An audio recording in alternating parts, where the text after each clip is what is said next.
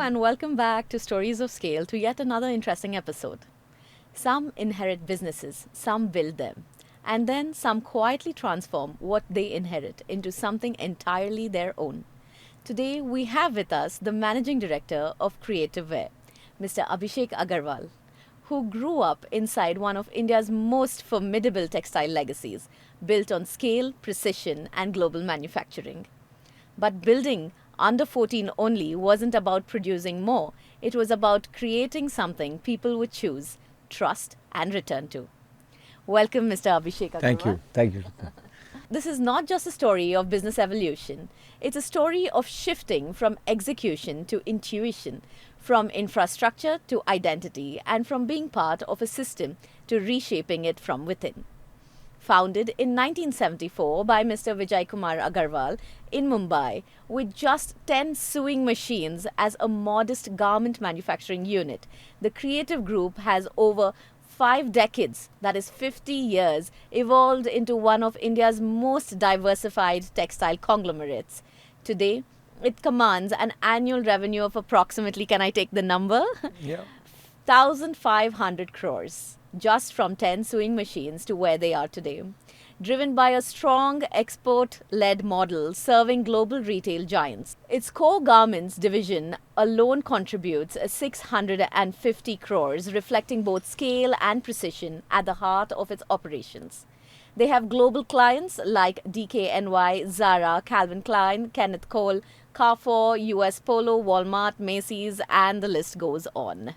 Let's dive straight into it, Abhishek. I am so happy to have you as guest Pleasure. today. Pleasure. So, you grew up inside a manufacturing led legacy, and today you're building a consumer facing brand. When did that shift happen for you? From being part of the system to creating something of your own? So it was not a shift. So, we've been manufacturing for the world, as in our logo for our creative group was, we'll clothe the world. So we manufactured as a back office for all American, European brands. Being from a Marwadi family, I probably got into business at the age of 16. Though I was studying and I got a chance to do all my schooling. I didn't drop out. I did my grad school also. But any free time we would be in office. While I was growing up and I went to school, college, I was fortunate to go to the best school, the best college of Bangalore and USA also. I realized that, we make the best stuff in India. We manufacture everything told to us. We can execute it well with compliance because I worked in America. It was completely compliant, following all the SOPs. But you never have a product of our own. And we, and I used to always have that chat since I was the oldest son when I got into business with the chairman and my dad. That, why can't we have something of our own? And we know the know-how, we know how to stitch. We sell, we build lines for them. And they have seasons, they give us mood boards. We build lines for them. We understand fabrics. We go for all international shows. And we never make anything for them. And the Indian market at that point was really evolving.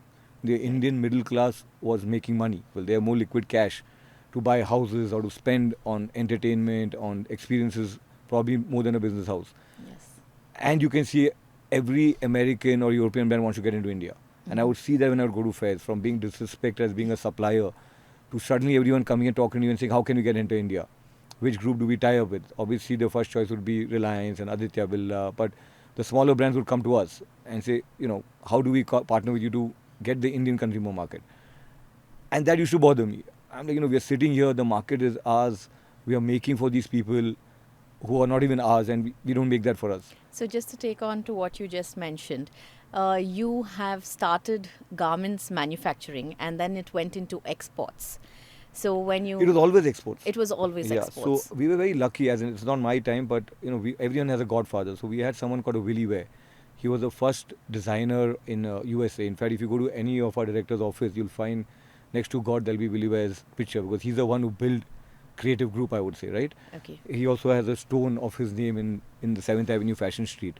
Wow. So that's where our export journey started. We started as job workers, making for big exporters like Gokul Das and Shahi. They were the exporters. They would have extra quantity. They would tell us to manufacture, and we would manufacture and give to them. They would add it to their quantity and ship it in their name. Right. And from there, our journey got into, we got a buyer, we went marketing. When I say we, it's not me, it's the seniors in the company, and we built from there. Right. And Let's step into, because you said seniors, who was the first person who came up with the idea of garments manufacturing? So what they shared us, so it was, see, we come from Burma for some odd reason, I don't know why. And Burma got nationalized. So my granddad and our family lost everything because nationalization means you leave everything, as I learned it the hard way when they told me so. You leave everything as is and exit the country, right? So today also in Burma, we don't own anything what we own.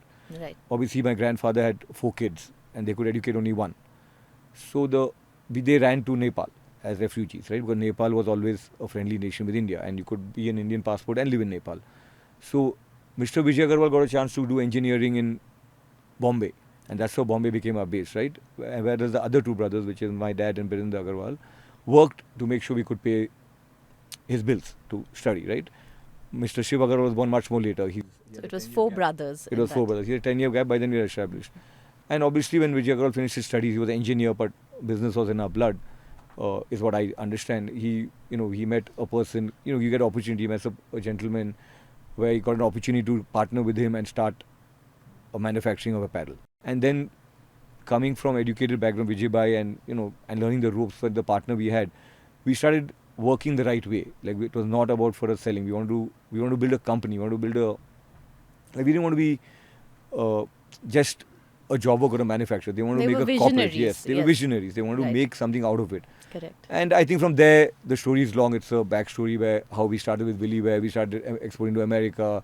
One buyer led to another buyer. We built factories, compliant factories, followed all the rules of factories at labours at which Americans demand to work. So we're compliant. So how did that negotiation happen? How was the start of it all? I think it's the partner which Vijay Bhai had, took them to America, went for a meeting. We saw how a fair works, what the buyers are looking for. And what were the brands you were looking at then? At that time, I think Willy Wear was a number one. And through Willy Wear, we learned how exports works in India. So you could expand to other brands as well? We could, yeah, because so we did Willy Wear for a while. Right. And then through Willy Wear, we learned how global manufacturing partner, if you want to be, how you'll become. Right. Because they got exposure, they could go to America. I was fortunate, I've been visiting America from the time I'm born. Because that was their biggest marketing hub. New York was something we had a base there ultimately, right? So you need to also study what's in the local, how the business and the culture works in another country. Yeah. And also the supply chain from here to there. So no, that was not so much at that time. It was more spoon-fed. So they wanted labours to manufacture apparel which they could sell there at cheap, right? Right. So who organized the supply? No, the supplying is us, but they would give us the know-how. Okay. They would give us the designs, they would give us the tech pack, they would tell what fabrics work, and then we would give them the know-how. So you had the whole framework, and then you were yes. guided as to how to get to the... how the designing, the IP was given by them. Right. We knew the manufacturing. Mm-hmm. So there was an American guy, that time brown skin was treated a little differently. Can you make this? Can you make this? Can you make this? And after a point it became offensive. So we told him, listen, have you seen a camel? So the buyer says, yeah, obviously I've seen a camel. I've never seen a camel, but I know what a camel is because for them camel also is ancient, right? You tell us to make a cover of that, we can make it. So don't tell us what we can make. You tell us what you want, we make it. Right. That's what our strength. You want a camel cover, we'll make it for you. You asked what they demanded and you could supply. Otherwise they would, try to say, can you make this, can you make that? We can't make anything. We are tailors. Right. We can stitch anything. Right. You need to tell us what to do because we are not creators at that time, right? We manufacture for you. Fantastic. Like today, if you see the IT company like Infosys and all, today they are back offices of big IT companies. They exactly tell them what to do and they execute that. Obviously, they've evolved now with a period of time, but when he started off, that was what he used to do. Vijay Bhai met this partner during his studying days. And it was timely also. Yes, it was timely. Exports was very strongly supported by the government because we would bring foreign exchange to India. In fact, apparel at that time bought the maximum foreign exchange. Right. That's why we had quota and we had a tax benefit at that time. Right. So we always say when IT came, we became second-class citizens for the country because they bought in more foreign exchange than we did. So at that time, we were the only people who bought in foreign exchange to the country. It's the largest and highly employable sector. Because to run a government factory, like if you have to run a 1,000 machine factory, just giving you a perspective, you need minimum 2,000 people. Correct. To run a factory, right? And the advantage of Bangalore Karnataka was most of them are women. Right. It's only North India where the men work. Yeah. So right now you have 5 manufacturing units is what we know. In Bangalore. In Bangalore. As a group, we are probably 16 plus, 16 plus or even 20 is what we're seeing now. So you have different cities that you operate off from Bangalore, Mumbai, Daman and Jaipur and Delhi. And Delhi, Gurgaon, whatever, NCR. NCR, right. So you have a big family. Yeah. There were four brothers in the first generation who started the Yeah. business, and then there are four brothers in your generation Yeah. who continue and flourishing the business, taking Hopefully. it ahead. Let's take a little look on how you operate as a family. Do you come together as a board? Do you have discussions often, or is it that you meet in a certain place? No, so see, it's like a corporate structure. That's why we call it creative group. Then we have different creative companies like Creative Garments, Creative International, Creative Wear, Creative Kids Wear. These are so creative will be the suffix, and we'll have a different company to it. But we have quarterly board meetings where we generally discuss where are we heading for our profit center. Like if I handle Bangalore exports and now Bangalore brand, so I will discuss where I'm heading to, what's my vision, what's my plan, what have I achieved in the last 3 months, what has been done, and the other directors give their input. Right. So no one steps into each other's food, but they share a lot of input, and we can leverage a lot of their contacts. Like now, if I say I'm not able to find an activewear manufacturer for my brand, and the Bombay brother is doing something like that, so they'll say, yeah, hey, listen, this guy is there. You can leverage the creative group. Now he's a big supplier to me. Why don't you go and talk to him?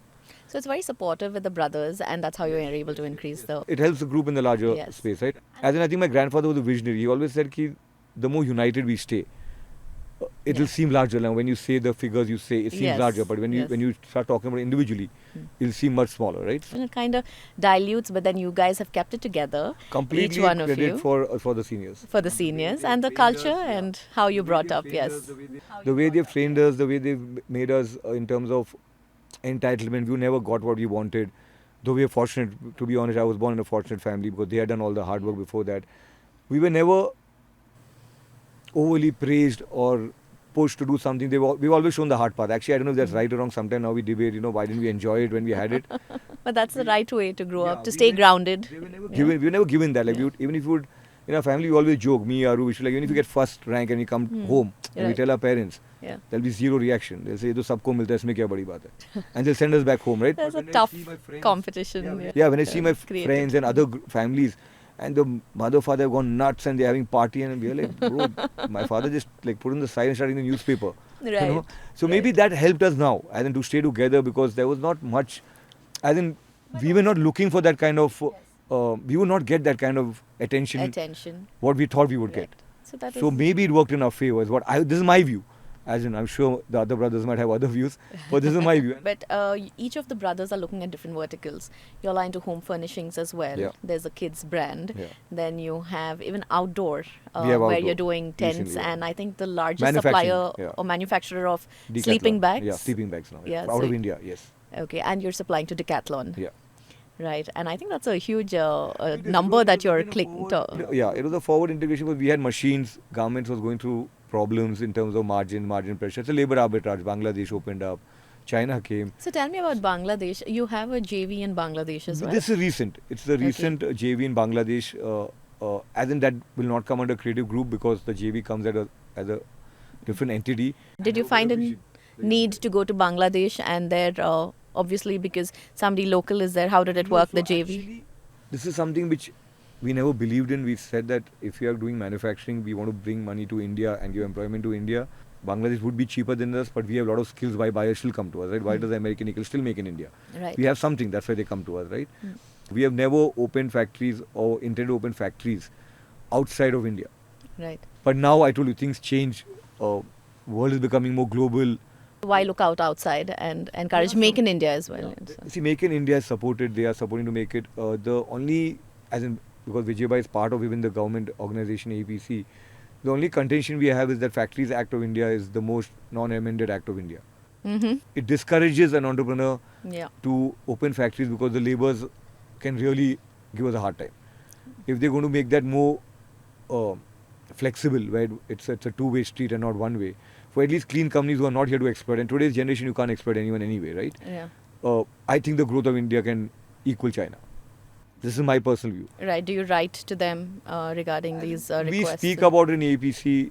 Smriti Irani was very keen on when she was a textile minister. I think now Piyush Goyal is the one. But it has its own process to do it because Factories Act is not an easy act to touch because it's the vote bank of the world. Let's be honest, right?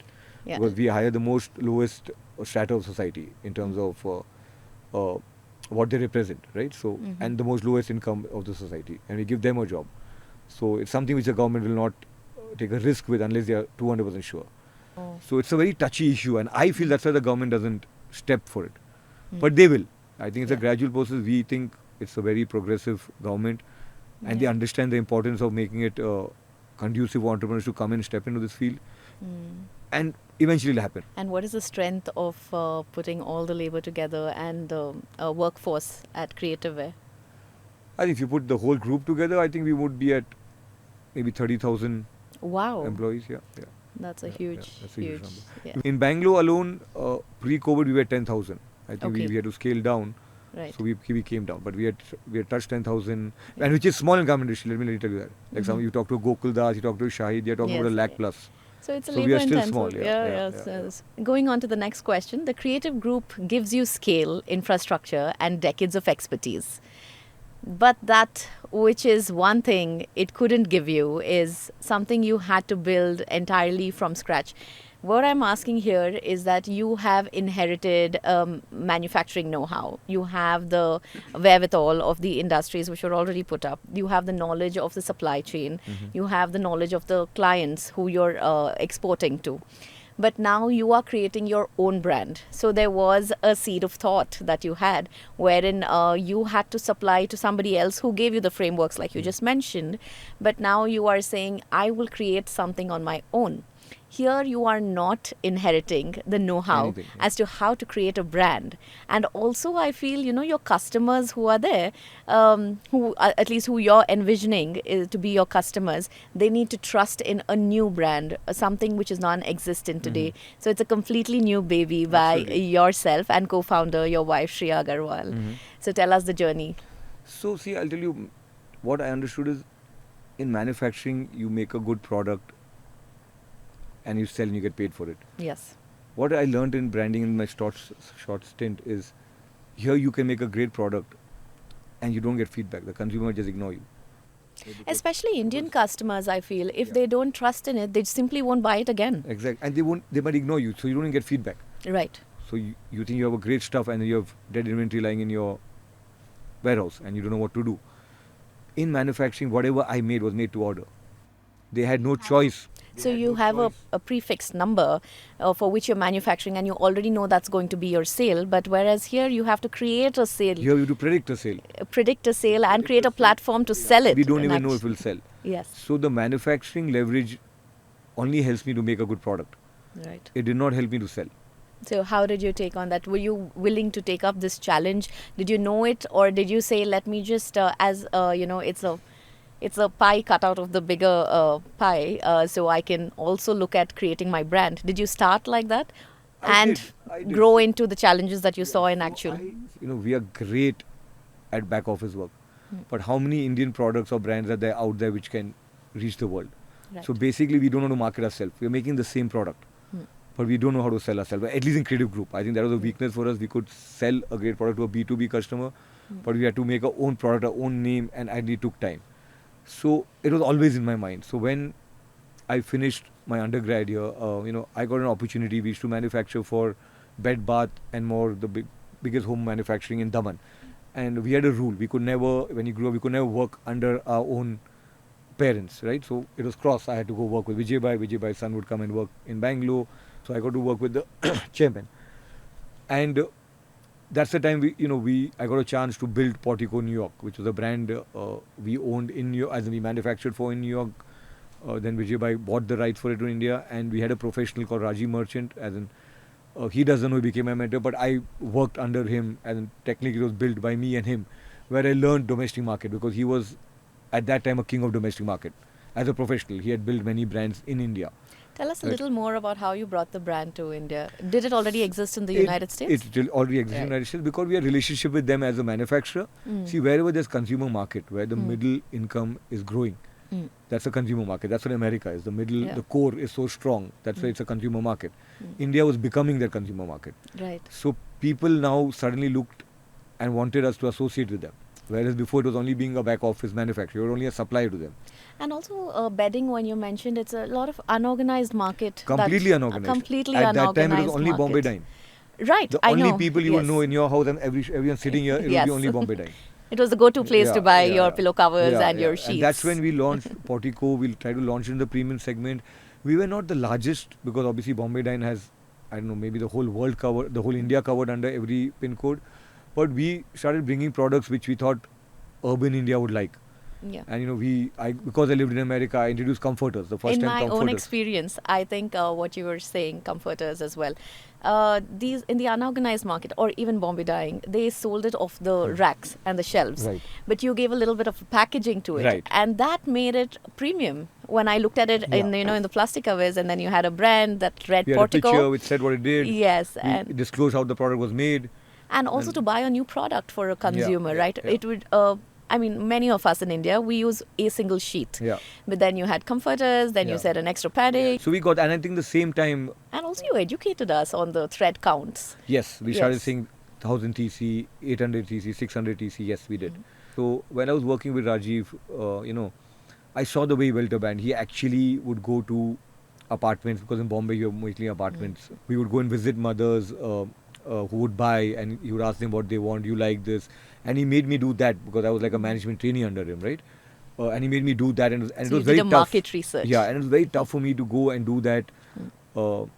Think that I'm a cool guy, come from Christ, studied in USA. Suddenly actually doing door-to-door selling and figuring out getting market feedback. But it taught me that if you understand what the consumer wants, what's their pain point, what are they looking for, they do end up giving you your whole journey, your whole business, because this is what they need and they're ready to pay for it. So tell us your growth story of Portico. How did you start? Where's an intern when you started? So And what was the Portico- vision for, So- what did you want to develop it into? Yeah, so Portico obviously wanted to develop the largest home furnishing brand in the premium mass premium segment. And until 2020, I think you were, until you have taken it to another level, to have sold it to the largest retailer in the as country. We sold it to Reliance. But yeah, the vision was just to build a domestic brand. We have never done it in our company. We had a great name. We had a name which already proved that it's coming like an American brand because white supremacy always still works in India. And that time in branding, I'm talking 10-15 years back, and we made good products. Right. Because we manufacture Bed, Bath and More, and the big home furnishing brands of US. We There was a lot of understood- learning, and that was your core. That helped us to make good products. We knew where Right. to source from. Yes. So we were not looking at scale that time. We were not looking at that time this whole fundraising and startup culture had not yet come up in such a big way. So we were building it like a business. So you had to reach out to smaller retailers, like you mentioned. Yes. Because even big retailers or retail chains were not yet, they were evolving in India They at were that working. point There was in only time. Shop Shop. There Yes. was Lifestyle. There were these few guys. Kishore Biani's Big Bazaar. Yes. So we had to make a product which would suit Big Bazaar because that would The be pricing. the pricing. So Yes, we started the segments Bichona. are different. There was a segment under Portico. I know we heard called Bichona. Okay. Which was a cheaper version of Portico, but powered by Portico. Okay. And from there, yes, the market grew. It, again, because unorganized market, I always feel there's so much space in the organized segment. So when the think tanks sat together to build a brand like Portico, you were interning. So that was literally a starting point, I would say. Yeah. And then you And I grew chose it. that. I chose Yes, that. I could have yes. interned at a manufacturing, at a mill, at the yarn, which is a bigger profit center and a bigger thing. But I told you my vision was very clear that I wanted to make some. I had to have my own IP. They were real Okay. estate for me. Right. For me, IP was that name which I would get. Nice. Right, and it was, and it's. I'll be honest with you. There are easier ways to make money than to make a brand, and I could have chosen that. Right, this is a much harder path. This is the pain Because point from a you got to business build person something. Yeah, you need to building build a brand. something, and you need to fail for 10-15 years before you start finding. We all use brands, Yes, and they've not yes. happened overnight. They've Yes. gone through their whole journey. Portico gave me that confidence that I can do it. So when you speak of professional management, let me take another question there. I think there's a lot of learning from a family business to adapting to professionalism. From what you have mentioned in the last few sentences, you have mentioned that you have brought on professional management at the top tier. So did you always work top down and their ideas coming on, especially because they have had experience in, say, a Bombay dyeing or earlier? And that rich experience helped you shape the company for what you are today. We believe it would have helped. See, because we only know what we know. We have grown this down top. We have not got a chance to work in other companies. We have not got a chance to work in other industries. A lot of people work in other industries and become entrepreneurs. They see the journey of another company and then start their own company. So we didn't have that. We thought getting these people gives us this perspective of how Aditya Birla works, because we always wanted to make a company a corporate, like I told you, right? Or how does a Tata Yeah. work, how because they also started as family business and became into this Yeah. conglomerate, right? Yes. So we had that vision, and we flirted with that idea. So we didn't think too much. The only advantage we had is because probably the way we are deep delegators, because probably don't like to work. So we used to give them a free hand. Hmm. So these guys used to come and feel very comfortable with us, because there was not those kind of board meetings what they would face at a Tata. So if Yeah. a professional management comes up, we take a back seat. Then we're only doing meetings with them, which is our quarterly, weekly, monthly reviews Yes. to understand where is the company heading to. Do they need our help? Do they need more funding? Yes. What's going wrong? Are they having any problem with the More company? strategic and commercial decisions and business decisions Once you came go from to you. them, yeah. Yes. So was it a tough nut to crack, because it's first time you're getting somebody else operate Not your for me. Not for Not for you. me, because see, I came in Okay. as a junior. Okay. I think it would have been tough for the seniors. Yeah, because Because it's they build hand this. yeah, They build it's this, held right? close to them. Yes, I always saw it this way. Right. Yeah. So your learnings from Portico, a brand which was built from scratch and then selling it to the largest retailers of the country, you have seen the entire cycle. And did that also motivate you to come up with the kidswear brand that you have, now calling under 14 only? Every brand Creative Group made Hmm. we saw a gap in the market. So we Right. were the largest manufacturer of home furnishing. Mhm. Obviously, we always exporters. We never did for Hmm. India. And then we saw in India up in the organized segment, Bombay Dyeing के अलावा कोई नहीं था. Hmm. So we thought it's a national exchange. We took a risk. Hmm. When the other director started 109F, which is Western wear, Hmm. which doesn't exist today. In Western wear garment, I'm sure Hmm. you guys wear Western wear. There was no organized brand. Hmm. You would have to shop abroad or get one of the international brands. Yes. We were the largest manufacturers for all Western wear brands out of Bombay. So you said it doesn't exist anymore. So even to shut down a company takes a lot of understanding. So tell us a little bit of a story, what the learning was. So see, in 109, obviously I was not a part of it, but I would give in my comments. We would go for board meetings. So it was one of the most successful and fastest growing brands. In fact, Aditya Birla invested in us, Okay. and we are one of the few people who took the investment and gave it back to them. What went wrong is, I think we didn't have technology. There was no youngster, I feel, in that company to guide. Certain decisions should be taken by data in terms of stock, in terms of how much you're making, in terms of replenishment, because I feel 99% of the brands, apparel brands in India die is because of inventory. Inventory and right Yeah. time of supply. Inventory and mainly, accurate even point, if you yeah. right, you will still manage that. But if inventory is Yeah. overstocked, because that becomes dead, it's actually a perishable item. I Okay. can't sell summer goods in winter, and I can't sell winter goods in summer. And fashion goes out of date. And especially women where fashion goes Yeah. out. So technically it's perishable. Mhm. Though it doesn't get spoiled as in like a fruit, but it's perishable item. Hmm. And I think we over leveraged that. And I think 109, after having, and it was really successful, one of the most profitable brands when it was in its peak. I think lost the plot when that listening faded because away. I think your product can be A quality, Yeah. can be A plus quality, but is the market ready? Yeah. Is it accepting? Is it buying? But doesn't the quality doesn't define success according to me. It's a given now. And maybe sometimes you're early in fashion as well, yeah, you know? yeah. So that's even the fashion did not break us. Uh-huh. It's the complete wrong planning and projection. Right. No technology to address in terms of inventory. It was manually done. Right, so I've heard of the Zara story. The supply chain was so lean Yeah. that when the Yeah. demand arises, then your inventory is made immediately. Which they did many years back. Many years. And none of us could learn from it. And I'm a supplier. I've been a supplier to Zara. Oh, But I okay. could never understand this, right? Today we understood that, even obviously in my journey of UFO, even after knowing that, the first 5 years, it was dead inventory, failed styles, inventory piling up. Because for me, I was only chasing the top line, Right. right? And I realized if I was getting the top line and there was X amount of garment line, I would just sell it off at lots. That's what we do, right? Right. And the day we started getting this right, our confidence that this is here to stay became stronger. So from a garment manufacturer to a brand builder, Yeah. there are two different hats you have to wear every day. That's so nice. I'll tell you, there's no leverage I got of being manufacturer except knowing that I know how to make a garment. Right. There's no other leverage. If I talk to American Eagle, because I used to manufacture with them, the largest, so I happened to meet the CEO in Hong Kong, and I told him about this, and I want to start a kidswear brand. They're very close to us. We're large manufacturing for the last 20 years, right? Obviously, different CEOs come, their Yeah. professional management. He said American Eagle doesn't have a single machine in his office. If I have to alter a button also, Yes. I have to send it to either Mexico to get it done. Okay. Right? Be that company. If you want to be a brand, you have to come out of manufacturing mindset. Right. Right? Because then you're a manufacturer. Branding is about marketing, about selling, about trust, about people liking what you do, or people connecting to your story. understanding why you're making it, your journey to making it is not about manufacturing. But you still Yeah. chose the tougher Yeah. path Yeah. of building I the did. brand. I Yes. did. I don't know if it's right or wrong, but I think it is. No, I think it's Yeah, doing yeah. well. So congratulations Thank on the you. brand. There must have been a phase where under 14 only wasn't working the way you believed it should. A moment where doubt was louder than direction. What did that phase look like, and what made you stay the course?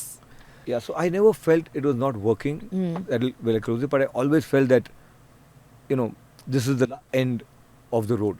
Okay. And what was that push factor when you saw the end of the So road? the only push factor is I still have a great belief that this is a completely vacant market if serviced well. If so, so every time I saw end of the road, I realized it was my fault. So luckily that realization happened when we sat and saw it. That is so important. There were mistakes done by us and not the market. I never blamed the and you industry. can make corrections. Yes, I never blamed the industry. I never thought because every time what I heard all my life was industry kharab hai, wo aisa hai, it's unorganized. I kept hearing that all my life as I was trying to build this, right? But for some reason, it never registered with me. And you have a lot of people saying no to you than saying yes. So there's a lot of layering, and there's an opportunity that you see that okay, this didn't work. You said your realization was something that was important. So when you realized, you are already saying that there is scope for improvement. Yeah. And this is something that I can bring in, though Yeah. it might take me a little more time, but there is scope for Yeah. looking at the light at the end of the tunnel. Because I could see when I got it right, the response from the market. Right. So I got more those stages when you said in 5 years I struggled. I got more wrongs in spite of my experience. Yes. I also had a phase where I was dragged to court for copyright issue, where emails were sent to every channel partner to say that I've been a breach of copyright and to delist me. Yeah, because I think you under 14 only is UFO. Yeah, Is that yeah, what you're yeah, saying? Yeah. Yes. So what happened is, and this was against the law, but because they went to the best lawyer, the American company, they went and wrote directly to my partners. Now, no partner wants to risk his business for a small brand who's probably 1% of his business. So there was a time, I don't know if Shreya shared with you, I was from like 100 to 0 during COVID overnight. COVID was a tough time for everybody, but your industry was hit quite harsh. Yeah. Especially in exports. Right. Yeah. Right. Because, So we tell could us not about work. the story during COVID times. Something unique, something that I've never seen, but I just think that now, I told you nothing. I don't get scared because that's the worst now. We always work on what's the worst that can hit you. Like after COVID now, I think my fear is diminished of what can go wrong. But yeah, unique Your situation. confidence is better. Yes. Unique situation. We sailed through it. We fought Yes. through it. We came out. And I think that happened because our core was strong as a company. We were not leveraged. We didn't have debt. We didn't have... it was about running the show on day-to-day activity because we employed 10,000 people. And we had to pay the bills even with 0 shipments. Right. And that was the part we lost our earnings as a company to pay. Even today in COVID, there's not a single labor who can come up in creative group and say, I was not paid for that month. Even today. Wonderful. Even though government allowed us to give a subsidy of Percentage. a percentage of payment, everyone was paid in full Right. for throughout the period of COVID. Our labors. And I'll tell you here again, it comes from the teaching of these guys. They said that all our life we made money from the industry. Our senior directors, Vijay Bhai, Mr. Agarwal, all say, he's like, this is the time we have to give it back. Yes. And this is the time we can't get greedy because, where do they go? Because these guys understand in our industry, a tailor used to earn 13, 12, 10, 8,000 rupees a month. And if that was cut off and with COVID and no job, there was absolutely no way they could survive. For us, Right. it's about maybe we didn't have It's luxuries. their bread and butter. Yes. Yeah, we of didn't have course. luxury. They had children, they had this. So we took a call. We ate into our Profits, I whatever guess. we built over thing, and we made sure we paid. And even today, so there are factories we scaled down.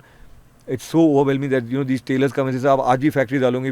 They're working with different factories. He said, "We'll come and work for you." The loyalty, Yeah. that's something you can't buy. Because I don't think Yeah. every factory It's in what Bangalore you did showcase that. in Yeah, kind yeah. at times of By action. Yeah. Yeah, especially in times Yeah, of yeah. COVID. And even in our journey of export, I'll just share that with you, is that all our tailors, even if you're paying them lesser than market, right, have never left. Everyone has had 2 or 3 generations working with us.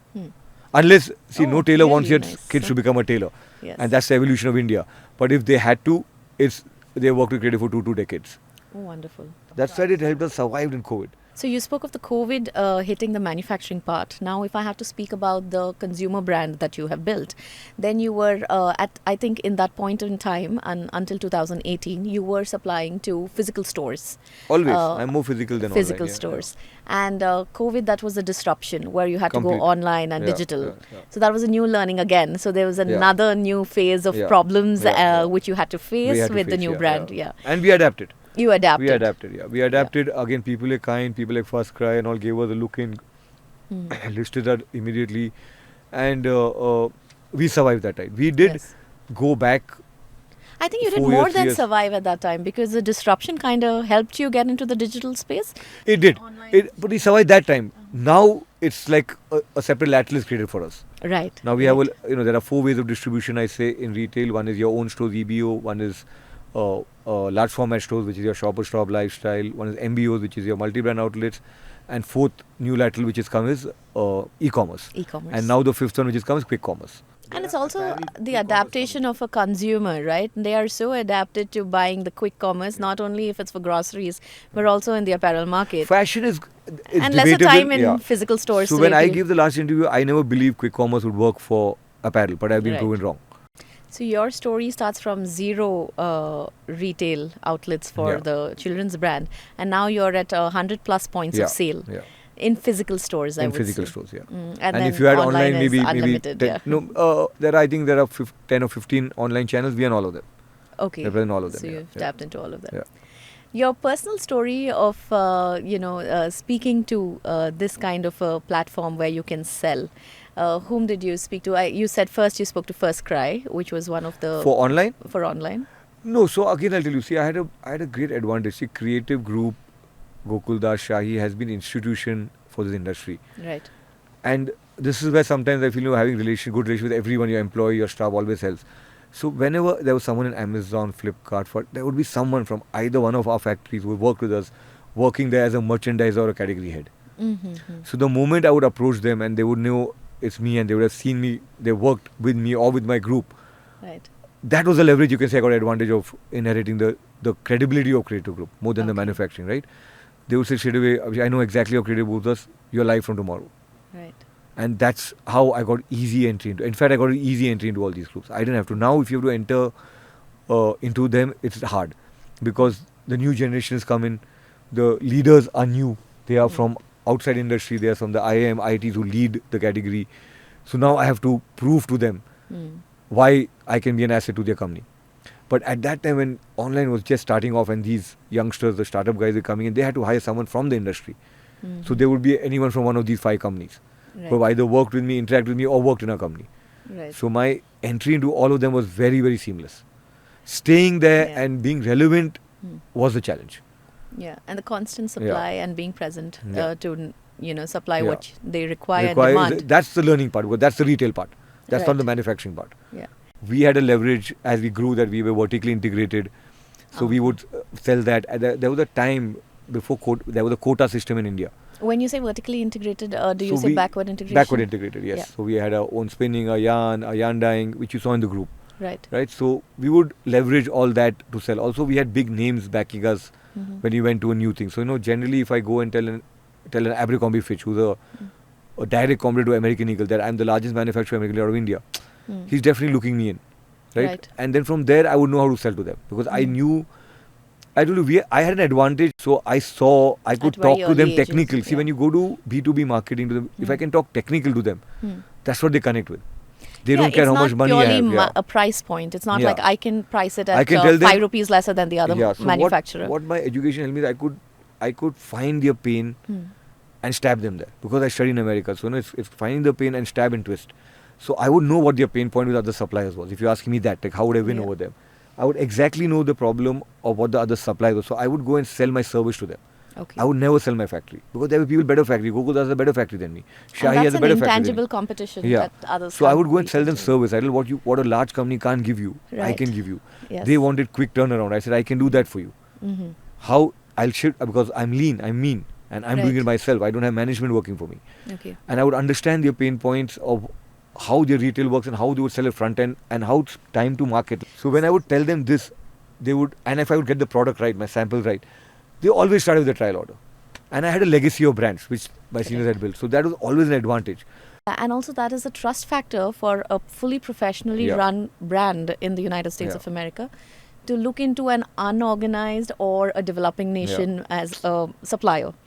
So you still have to beat yourself up to be Yeah. showcased or Yeah. presenting yourself as a organization Yeah. which will supply. And whenever we sold in to them, time. we went as a group. Hmm. We projected ourselves as a group. Okay. That's why we had an office in New York. Yeah, having an office in New York, I'm sure it shows your skin in the game is serious, Yeah. and they would take you They as would a take us seriously. serious supplier. It would get an edge. Then Yes. obviously it would come to price was as apparel, mass manufacturing became a commodity, it would get into price wars. But I realized one thing, if tomorrow I become a large buyer, and I do that for my UFO also, for my under 14 also, right? Is that you'll never put your eggs in all baskets. So Bangladesh might give them everything cheap, but Bangladesh has its own challenge as a country. Yeah. China has its own challenge as a country. So price is not the only factor. Americans Yes, are very of course. smart, so they Yeah. will not put their eggs in all basket, and we need Yeah. to get that. That egg which they don't want to put in Bangladesh. So I would not go after the price conscious products. I would go to the product which is India's strength. We always stuck to India's strength. I would never try to do a polyester fabric which is China's strength. I would not make it. Right. And Because I also can't beat them for that. Yeah. So you and your better half Shreya built UFO together as co-founders and as partners in life. So that is a specific kind of intensity, not most partnerships don't have. When a decision about the brand is also a conversation you're having with your spouse over dinner, or when you come home, work comes home. Where else does the co-founder conversation end, according to you? It does actually. It's intense. Yeah. This is as in, if you ask me, I'll advise anyone not to co-found a brand with your partner. I As- work with my husband yeah. as well. So you'll know what it. I hope you know what it means. It's hard, but the good. So yes, our conversation, even our holidays, if me and Shreya alone, ultimately would lead to under 14 and where we are and what we are supposed to do, because it's passion for us now more than Yes. thing. But one thing was sure, we had a lot of disagreements but we never had a problem where we're going. Our discussions were how do we get there, where we want to get. Especially when you're building a brand from scratch, and it's the think tank is the couple. But luckily for us, one more thing worked in our favor is I think Shreya and me bring completely different sets. Okay. So she's an engineering background, did her initial job as a professional in Goldman Sachs. Right. And I've been always an entrepreneur from the time I know. So it's a business and growth. Yeah. Yeah, and I've worked with other business houses, if not Right. mine, right? Right. Apart from my company. So I've always been in that mode, whereas she's been more oriented towards systems, technology. So Does, that yeah. kind of helps us, but there's also a lot of disagreement. Right. I think the part what you're getting at is how is it doing it? Yes, it is intense. I think you do it, you know it. It's ultimately how much ever you try, you can make conscious decisions. You can keep your phone away in the other side. It'll somehow get pulled. Yeah, in all our fights. Yeah. There's never a break point.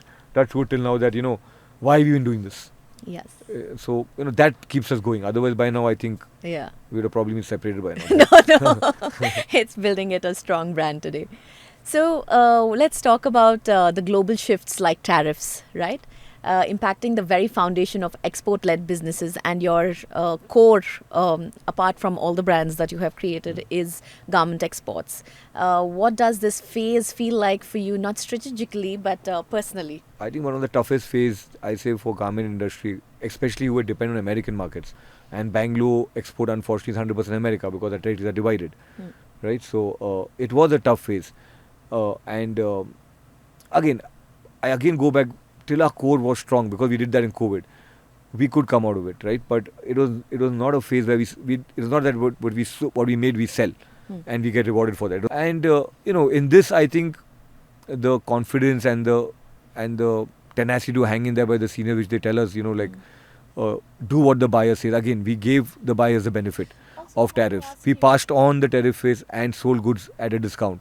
So again, now our buyers get more connected to us because we were there in that phase. Tariffs got reversed. It was 6 months, 7 months tough Yes. period. It came down to 18, came down to 10 when the Supreme Court intervened. Initially, it was what, 50%? It went to 50%. 50%. It's no business can work at 50% tariffs. Absolutely. Yeah. And also, you have long contracts. If I'm Very not long. wrong. In Yeah. Bangalore, we do large manufacturing, so we sell capacities. Right. So we are blocked for one year ahead in Right. time. Yeah. So you've promised a certain price, Yeah. and did the your partners in the United States, did they understand that this is a tough time, and was there a change in price as well? Not at all. No. So Not you at all. completely took the hit. Americans are They real play business by people. Yeah. they play by the They are black real and white. businessmen. Yes. See, they did partner in the sense they would not cancel orders. They still picked up their goods. At least our buyers were very nice. They picked up, because if they cancel orders, I don't even get that 50%. But it's in their profit. I mean, it's in their benefit, right? Anyways, they're getting the goods at the same price. Yeah, You're the but one they who's still have to pay getting- some tariff. I would not be able to absorb all 50%. Right. When something like that happens, we So there partner. was a with- negotiation Yes, opened up again? We give them a discount, and then they have to still pay tariff. But tariffs are on them Yes. to take exported goods into their country. Yes, yes. It's not me. So we played around with the finances Hmm. to survive, not to make money. If that's You the thing. opened up a very interesting topic for me just now. I would like to ask about hedging the dollar, because you're the exporter. Are you also into that? So we don't hedge the dollar because we think it's a natural hedge. So we import fabrics because for our buyers, and we export. So we leave it open, and I see personally, if Indian export has to survive, dollar has to touch 100. It might be hated by the importing community, but for us, because that's only we become competitive. Because now the dollar, because our costs are going up every year. The minimum wages of labor goes up. It's by the government of India, where they increase the minimum wages of the labor every year. If you're not, and we are getting paid the same dollar for a cut and make of a garment.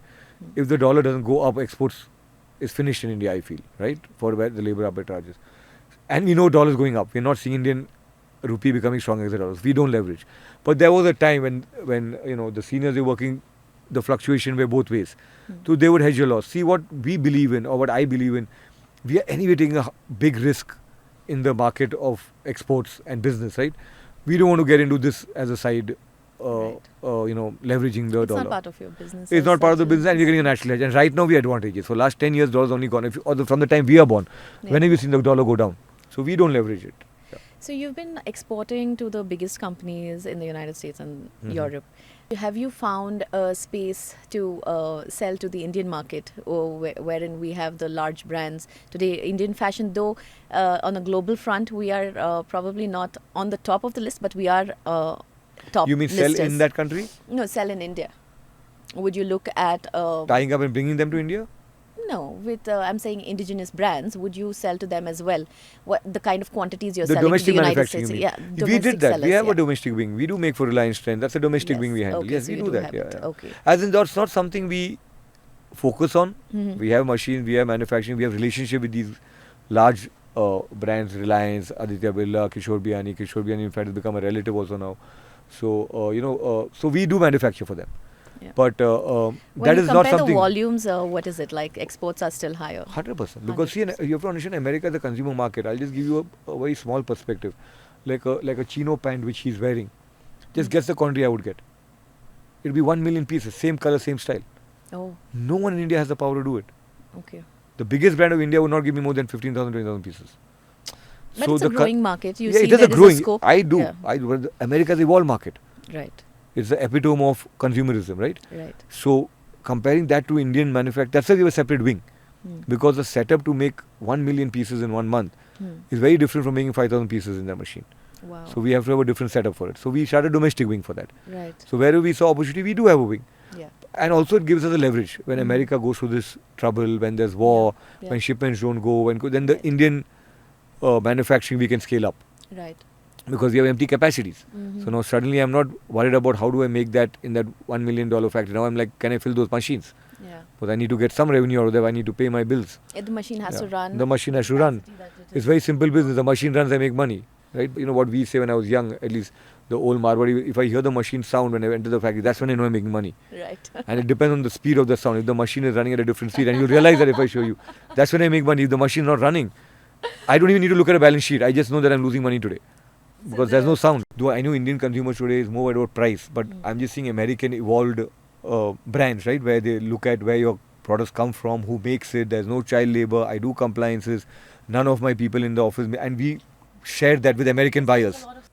And today, yes, there is a lot of sustainability, the green Yeah. factor. So even sustainability is green factors. If I keep that aside, because that is always a grey area in apparel, right? But we try to make it absolutely compliant. So if you're buying my product and you liked it, you know that it's made absolutely in a compliant way, and no one in that journey is harmed. Not about nature, but even human beings. No child labor, because India was used to child labor. Africa used to child labor. That's why child labor policies came into India. Yeah. The way we dispose of our washing liquid, the way we Yeah. treat our wastages, all I've Water got that treatment all plants, into yes. under 14, though it's not required. It adds cost. It was a requirement by an American brand because they followed compliances, right? I brought them all into the group, hoping that one day Indian consumers will understand because they're so educated now, they're so evolved now, there's so much knowledge of the I think Western there's world. a total evolving consumer understanding and behavior But in I'll our tell you that even I country. used to think Yes. that, but it's in urban India. Urban There's a India. larger India who we supply to tier 2, tier 3 cities where price is still a criteria for them. Of And they're course, ready to yes. put plastic on their kids for price.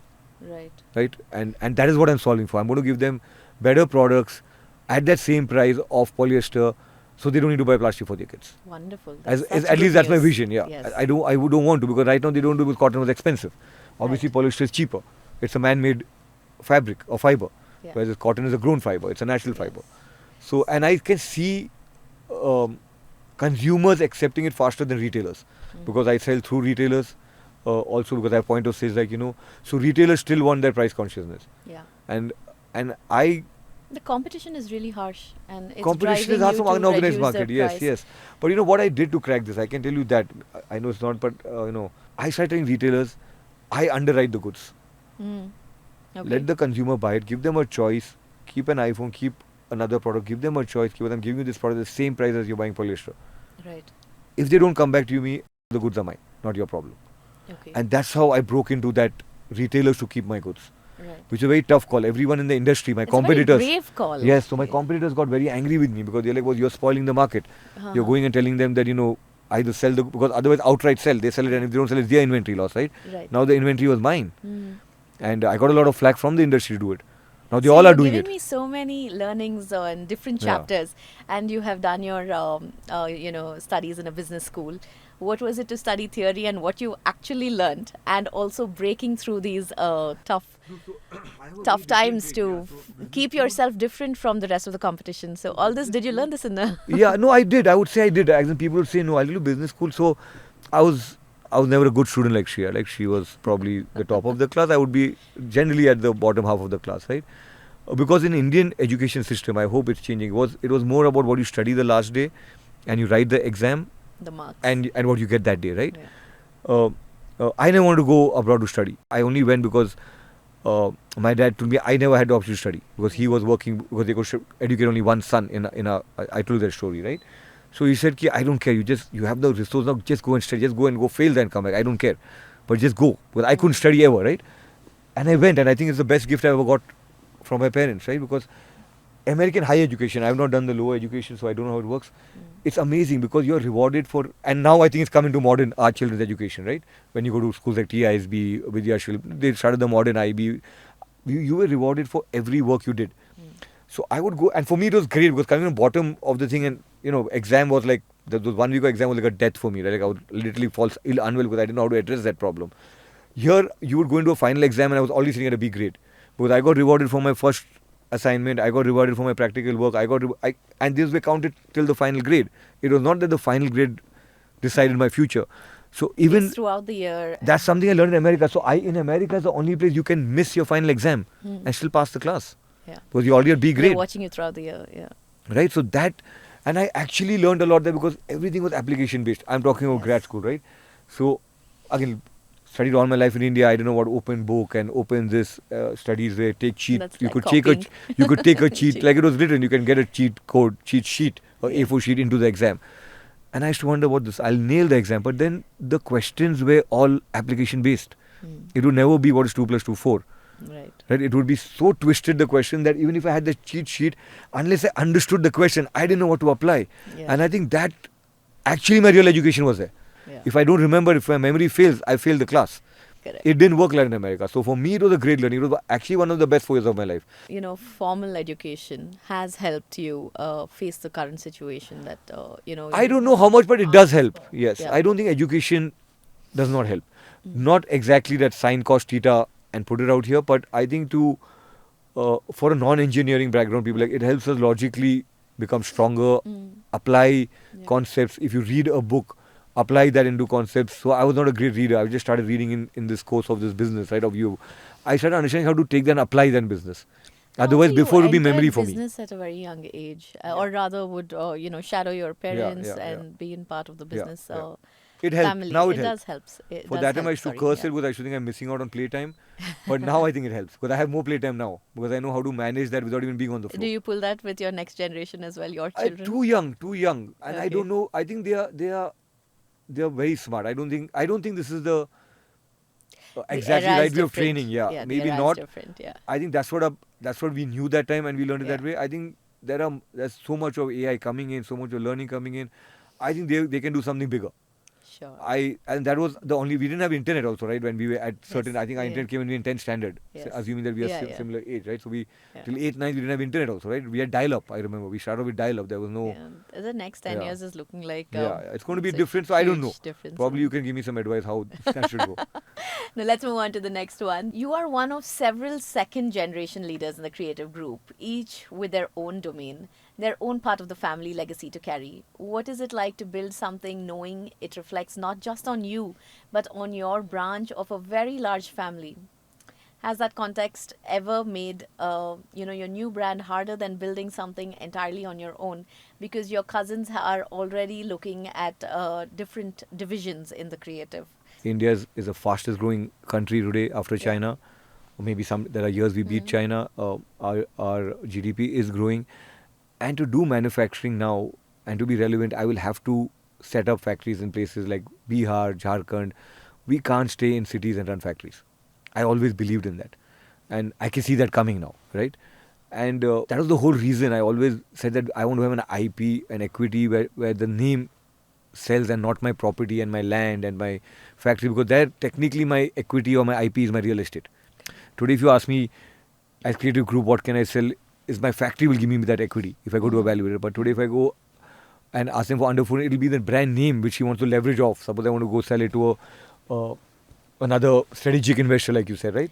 He wants to add kidswear. Yeah, let's talk of both. One, you spoke of the brand that you want to make an asset of, and from the manufacturers wearing that hat, you're speaking of the real estate Yeah. side of it. So let's talk about the manufacturing first. So the real estate, when it comes to larger lands, and you have multiple factories today, reaching about 20 factories in different locations.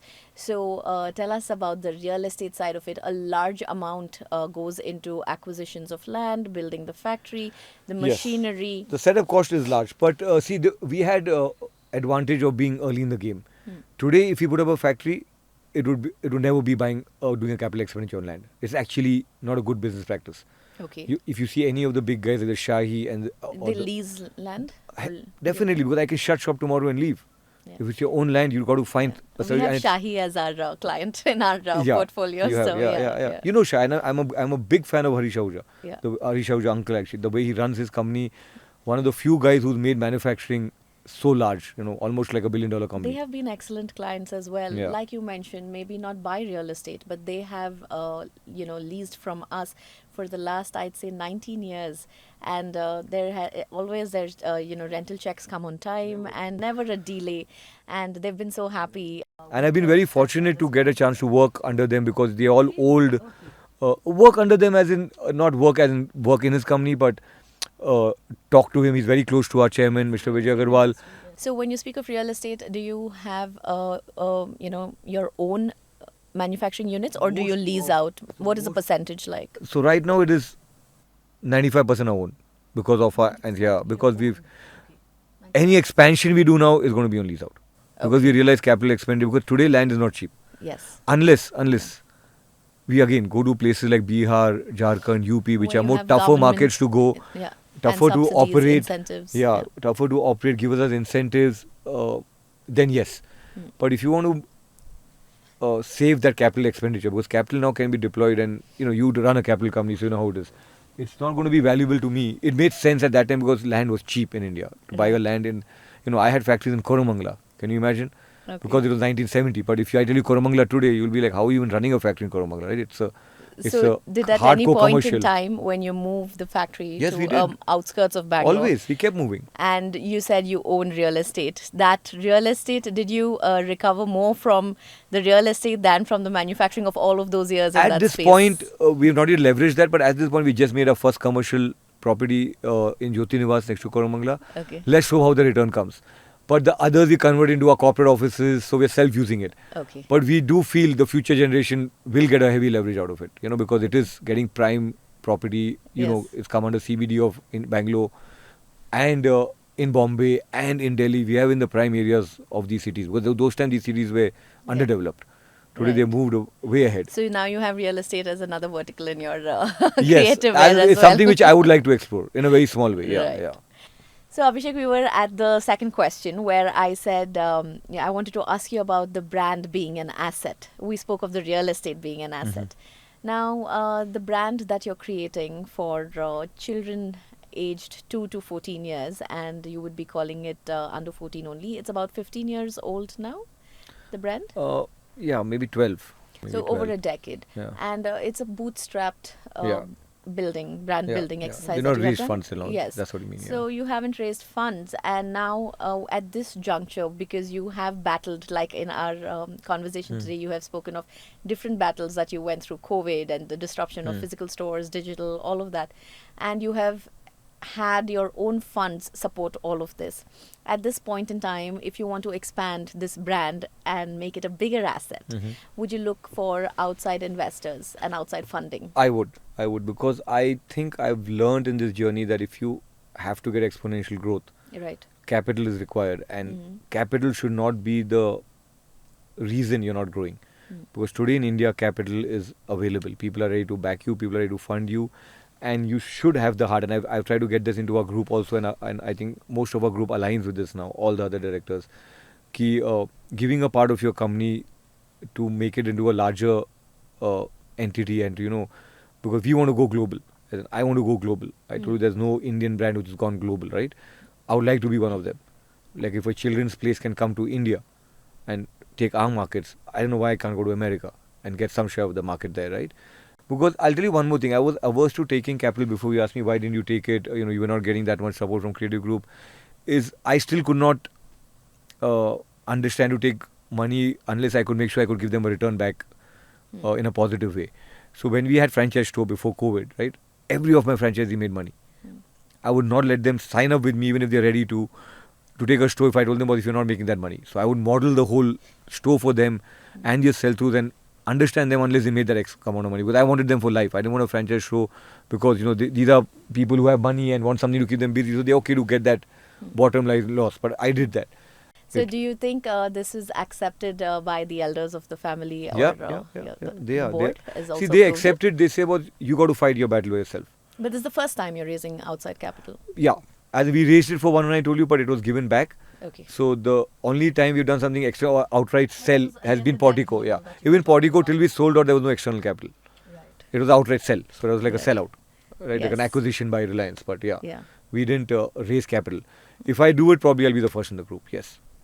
If I'm And successful, lastly, that I want to understand about Portico, since you built the brand, from creative yourself, and then sold it to an external company. How is it performing today? Would it be any different from how no it idea. would look? Because when it's a You've complete, detached yourself from it? No, not detached. That's a part of the deal. Okay.